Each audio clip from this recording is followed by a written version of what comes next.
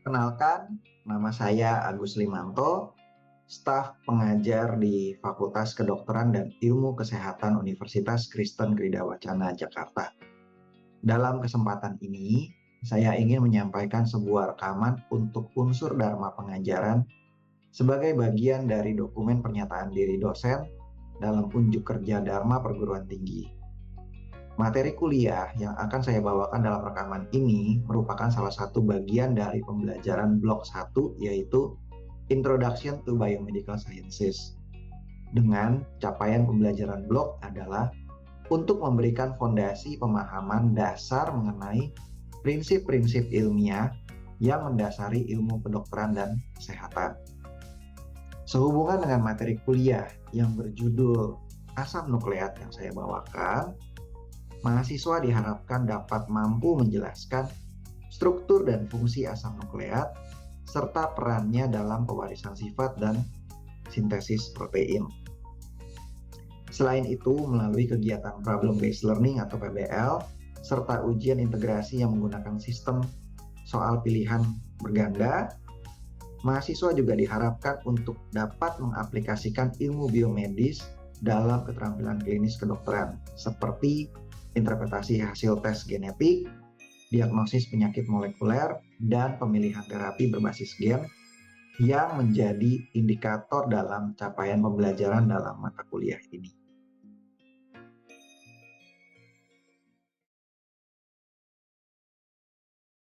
Oke, saya mulai ya kuliahnya. Hari ini kita akan belajar mengenai asam nukleat. Mungkin sebagian sudah pernah dapat ya di SMA mengenai asam nukleat, jadi kita akan mengulang sedikit dan belajar lebih dalam lagi. Jadi kita akan belajar, ini tujuan pembelajarannya, kita belajar mengenai nukleotida, nukleosida, dan asam nukleat. Terus ada fungsi DNA, RNA, dan nukleotida lainnya. Oke, sebagai pengenalan, pertama kali asam nukleat ini diisolasi oleh Frederick Miser dari sel nanah pada tahun 1868. Nah, awal pertama kali dia mengisolasi senyawa ini dikenal sebagai nuklein. Nah, kemudian pada tahun 1882, Albert Kossel dia berhasil membedakan antara DNA dengan RNA.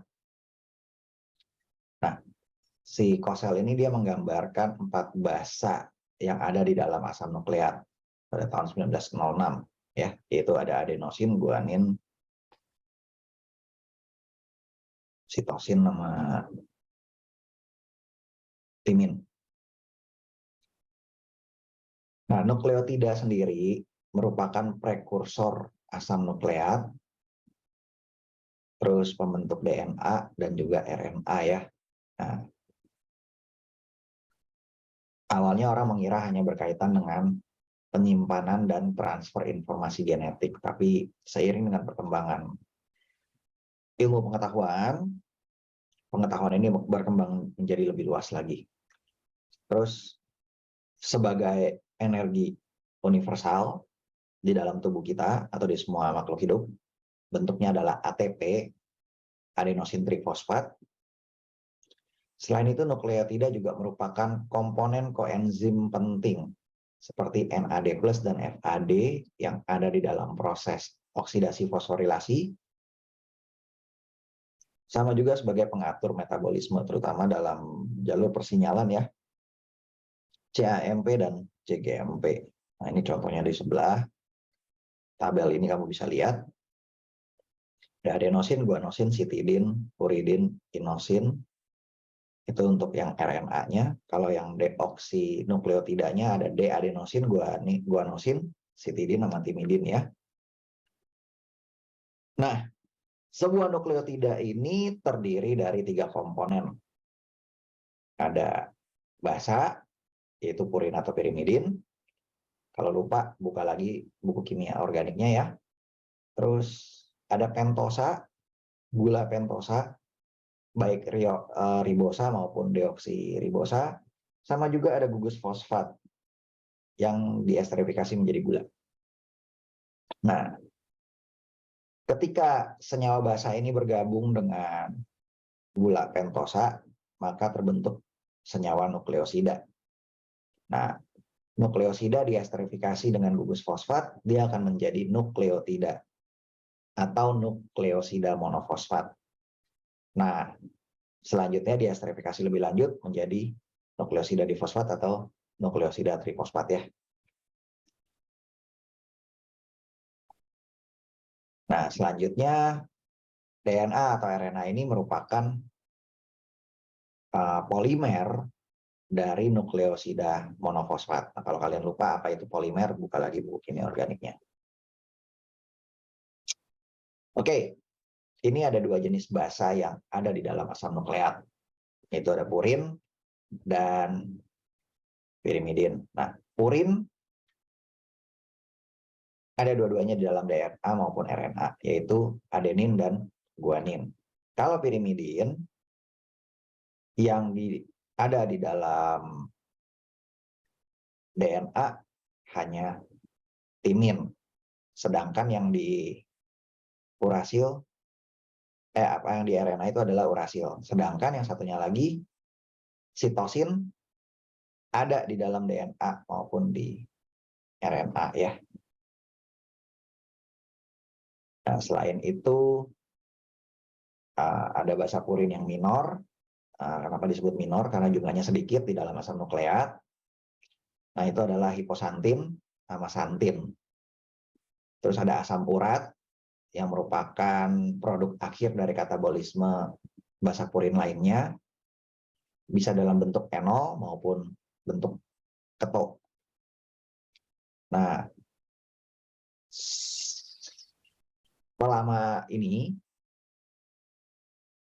bentuk keto itu merupakan bentuk yang paling dominan dalam kondisi fisiologis.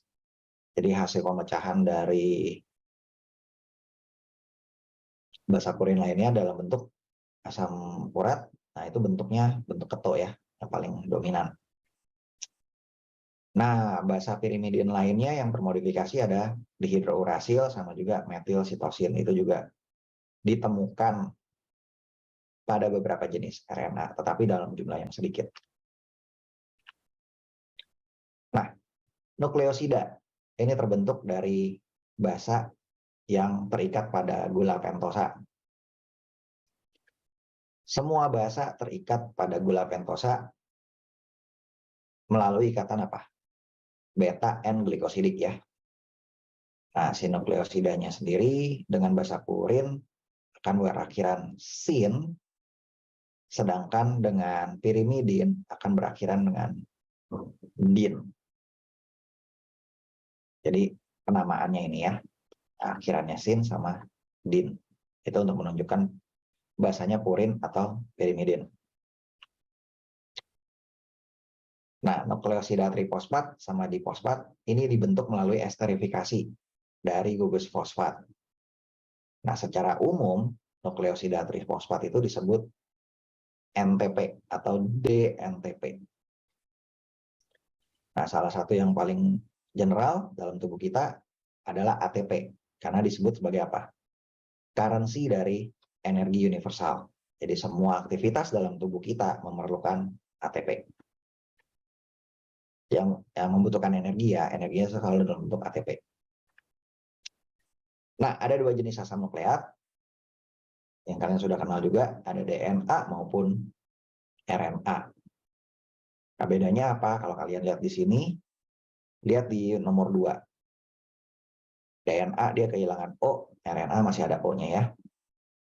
Nah, fungsi dari DNA sendiri menentukan proses replikasinya dari DNA itu sendiri. Terus DNA juga dibutuhkan untuk sintesis mRNA. Nah, melalui mRNA ini proses sintesis protein itu terjadi dan kontrolnya pun terjadi di situ. Nah, sintesis protein sendiri itu terjadinya ada di ribosom. Oke.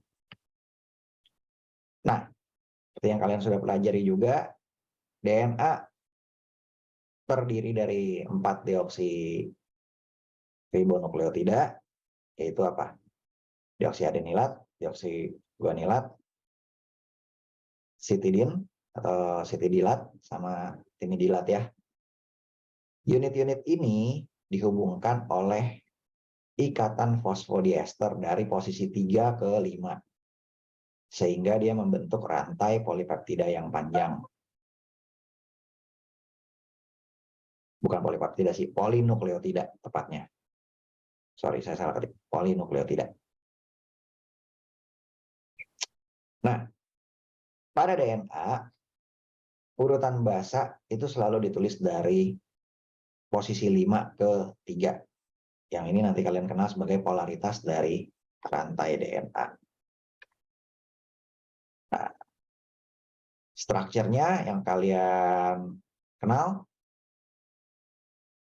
paling umum adalah right-handed double helix ya. Nah, di sini selalu berlaku aturan pasangan dasar, yaitu apa? Adenin akan berpasangan dengan timin dari rantai untai yang arahnya berlawanan ya. Sedangkan guanin dia akan berpasangan dengan sitosin. Nah, proses berpasangannya dihubungkan dengan ikatan hidrogen adenin dengan timin melalui 2 ikatan hidrogen, sedangkan sitosin dengan guanin 3 ikatan hidrogen ya. Nih kalau kalian lihat secara gambarnya, dan ya itulah yang orang-orang yang mengusulkan itu. Nah, selain DNA secara umum double helix, beberapa struktur DNA yang kalian bisa temui ada yang bentuknya sirkular atau melingkar. Itu biasanya ditemukan di bakteri, plasmid maupun di mitokondria. Nah, ini kalau kalian lihat dalam keadaan rileksnya itu dia bentuknya kayak gelang. Tapi kalau dalam keadaan stretchnya itu dia dalam bentuk coil ya. Tapi semuanya ini dalam bentuknya melingkar. Nah, pada umumnya DNA itu akan melingkari suatu protein yang disebut histon. Nah, histon ini merupakan protein yang terdiri dari asam amino yang sifatnya basa. Nah, DNA dengan histon dia akan berinteraksi satu sama lain, dia akan membentuk rantai nukleosom. Nah, nanti rantai nukleosomnya ini dia akan membentuk solenoid dan akhirnya dia akan membentuk apa? Loop dan terakhir membentuk pita kromosom ya. Nah, nanti serat kromatin ini akan disusun menjadi loop. Nanti loopnya akan membentuk pita, dan pitanya akan menjadi superstruktur dari kromosom. Nah, inilah yang kalian lihat bentuk kromosomnya. Itu semua merupakan dari DNA yang berikatan dengan protein histon. Nah, di sini yang tadi saya bilang, molekul DNA memiliki beberapa juta nukleotida, sedangkan RNA hanya beberapa ribu. Perbedaannya di situ. Kedua, DNA terdapat dalam nukleus kromosom ya. Jadi setiap kromosom itu memiliki jenis DNA yang berbeda. Nanti kalian akan pelajari lebih lanjut apa bedanya DNA dengan gen. Nah, manusia sendiri memiliki 46 kromosom yang masing-masing terdiri dari banyak gen. Nah, gen ini adalah bagian dari DNA yang bertanggung jawab untuk proses sintesis suatu protein. Biasanya panjangnya 1000 sampai 2000 nukleotida biasanya. Tapi ada juga yang lebih panjang sih. Nanti protein yang terbentuk bentuknya berupa isoform. Itu nanti kalian pelajari lebih lanjut di blok berikutnya. Nah, molekul yang sangat unik lain itu RNA. Yang kalian bisa pelajari yaitu riboksinucleic acid atau asam ribonukleat. Nah, dia merupakan rantai polinukleotida yang untainya adalah tunggal. Kalau DNA selalu berpasangan, kalau RNA dia selalu single stranded atau rantai tunggal ya. Di dalam sel eukariotik, 50% RNA itu terdapat di ribosom dan di retikulum endoplasma kasar. 25% terdapat di sitoplasma, 15% terdapat di mitokondria, 10% terdapat di RNA dan nukleus. Terdapat di inti sel, nukleus sama nukleus. Nah, pada awal ditemukannya asam nukleat, orang mengira hanya RNA itu cuma pembawa pesan materi genetik yang fungsinya adalah untuk translasi protein. Nah, namun seiring dengan perkembangan penelitian, ya berkembang juga pengetahuan terhadap peranan dan fungsi RNA, terutama dalam kaitannya dengan dunia medis ya. Nah, ini yang fungsi awal-awal mungkin kalian waktu SMA pelajari adalah fungsinya untuk translasi, regulasi, sama kontrol ekspresi gen. Tapi seiring dengan perkembangan berikutnya, jauh berkembang menjadi lebih banyak. Terutama di bagian ini. Nah, RNA sendiri itu terbagi menjadi dua secara kelompok garis besarnya, yaitu apa? Non-coding RNA dan coding RNA. Nah, coding RNA di sini artinya adalah yang akan diterjemahkan menjadi protein, sedangkan yang non-coding RNA ini tidak akan diterjemahkan menjadi protein. Nah, coding RNA hanya mRNA saja atau RNA messenger. Sedangkan non-coding RNA dia akan terbagi menjadi housekeeping non-coding RNA dan regulatory non-coding RNA. Nah, housekeeping di sini artinya adalah dia berfungsi untuk menjaga keseimbangan homeostasis tubuh kalian. Jadi untuk menjaga kondisi tubuh kalian untuk tetap stabil. Itu adalah fungsi dari housekeeping. Jadi dalam keadaan sakit, dalam keadaan normal, si RNA ini, jenis-jenis RNA ini akan tetap ada di sana. Dia akan selalu ada standby dalam tubuh kita untuk menjaga keseimbangan tubuh kita. Nah, sedangkan si regulatory non-coding RNA ini, dia akan terbagi menjadi dua. Yang panjangnya di atas 200 nukleotida, yang disebut sebagai long non-coding RNA, dan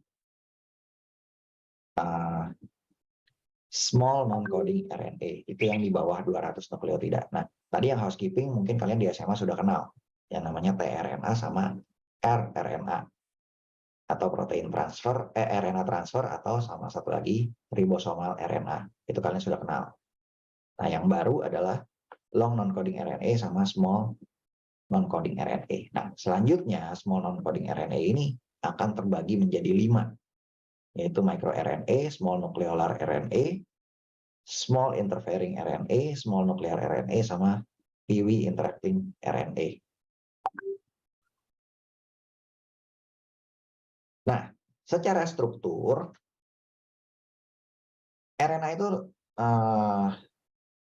dia single stranded, tetapi untuk menjalankan fungsi fisiologisnya, dia mirip dengan protein. Dia harus memiliki struktur 3 dimensi. Karena fungsinya apa? Untuk menyediakan tempat untuk berinteraksi dengan protein atau molekul biomolekul lainnya. Jadi dia harus memiliki struktur 3 dimensi untuk bisa berfungsi dengan baik. Seperti itu ya. Nah, non-coding RNA. Yang tadi, kalau tadi kita belajar housekeeping, kalian sudah tahu ya fungsinya. Untuk transfer RNA sama ribosomal RNA kan apa? Untuk proses translasi protein ya.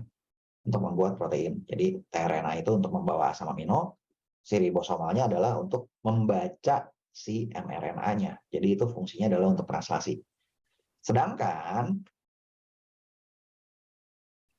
yang regulatory non-coding RNA ini suatu RNA yang tidak berkaitan dengan proses translasi. Nah, contohnya small nuclear RNA. Dia berikatan dengan berbagai macam protein, dia akan membentuk kompleks spliceosom. Dia fungsinya adalah untuk melakukan splicing atau pemotongan dari RNA. Jadi, nanti kalau kalian belajar lebih lanjut di blog berikutnya, proses transkripsi itu nanti ada proses pemotongan. Nah, proses pemotongan ini dikendalikan oleh si kompleks protein splicing ini. Seperti itu. Terus nanti ada small nucleolar RNA.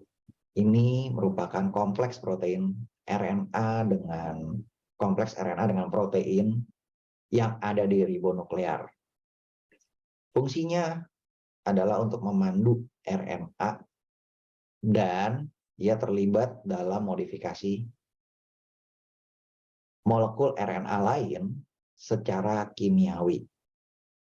Jadi dia fungsinya adalah untuk memodifikasi molekul RNA yang lainnya secara reaksi kimiawi. Jadi dia sebagai guidance. Jadi dia protein yang berkaitan dengan RNA, dia berfungsi sebagai guidance, ya sebagai tour guide lah intinya, untuk mengenali RNA-RNA lain yang akan dia modifikasi. Terus, proses yang lain yang menarik adalah non-coding RNA juga dapat menginterference atau mengganggu molekul RNA lainnya. Nah, ini adalah merupakan mekanisme pertahanan diri dari sel atau dari tubuh kita terhadap RNA asing yang masuk ke dalam tubuh kita. RNA asing datangnya dari mana? Macam-macam. Bisa dari virus. Atau bisa juga mutasi di dalam diri kita sendiri. Jadi nggak dikenalin. Nah, dalam kasus infeksi virus, yang paling gampang lah untuk kita pelajari ya, dalam kasusnya adalah infeksi virus, contohnya kayak virus COVID masuk ke dalam.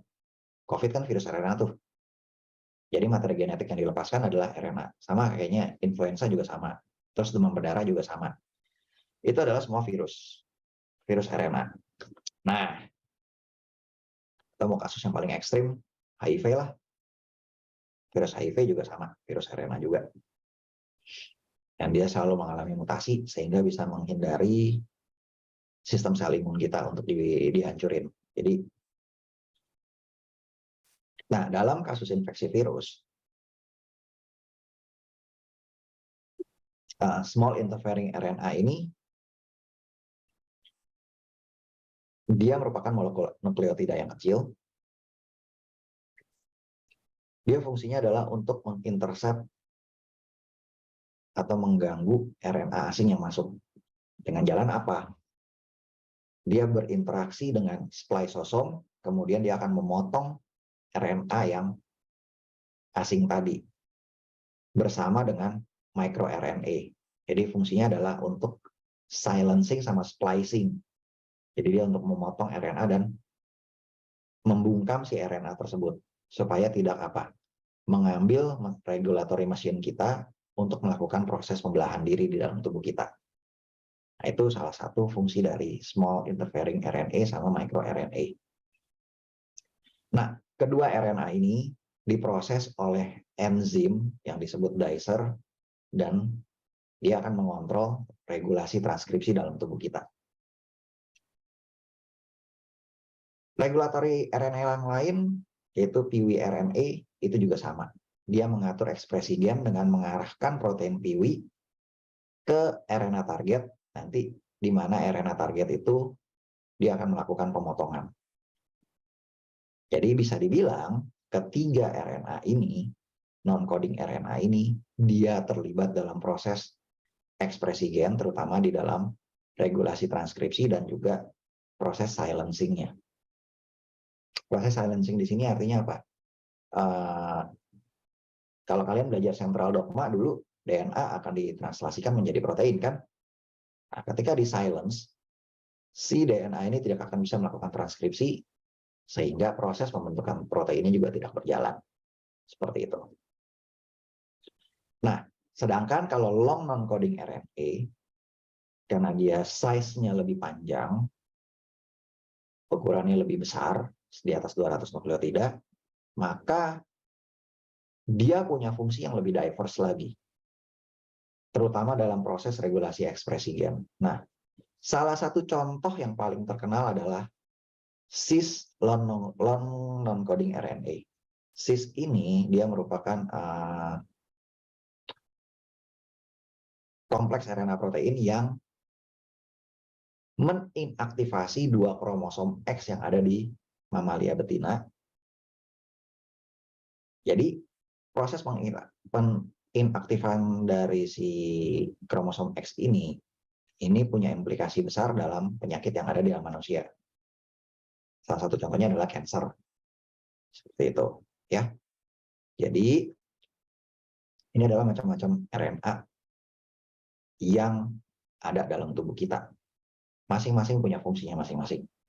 Ada yang berperan untuk translasi, ada yang berperan untuk pemotongan, ada yang untuk kontrol regulatori, ada juga yang untuk sistem pertahanan diri.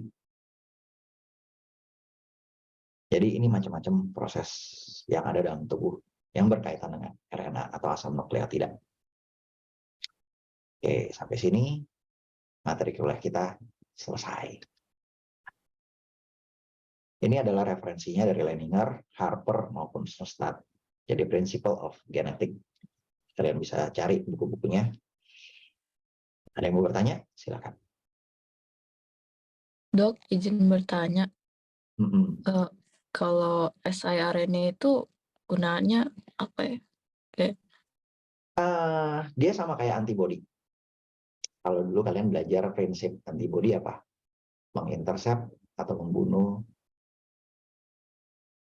mikroorganisme yang asing kan, yang masuk ke dalam tubuh kan. Nah, sama. Seiring kalian belajar pengetahuan, kenapa?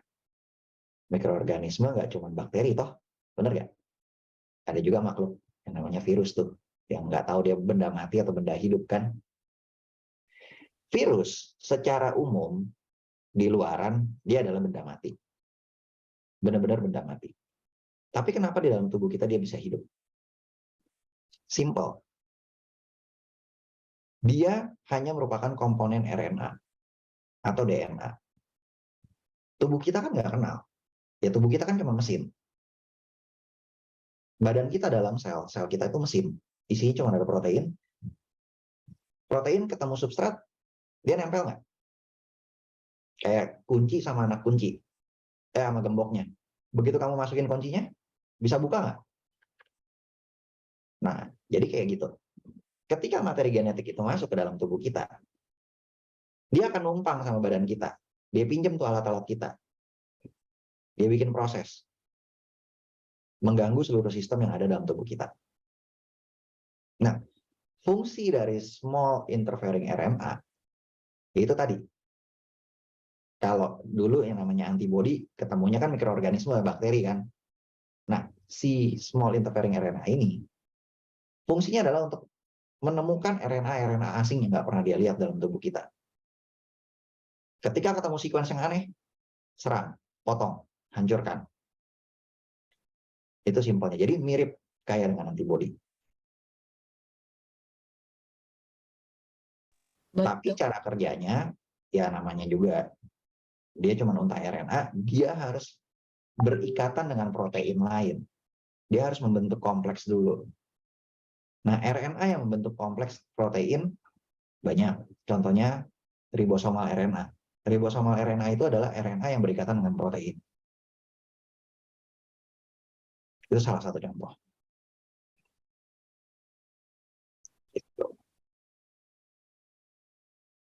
Terima kasih, Dok.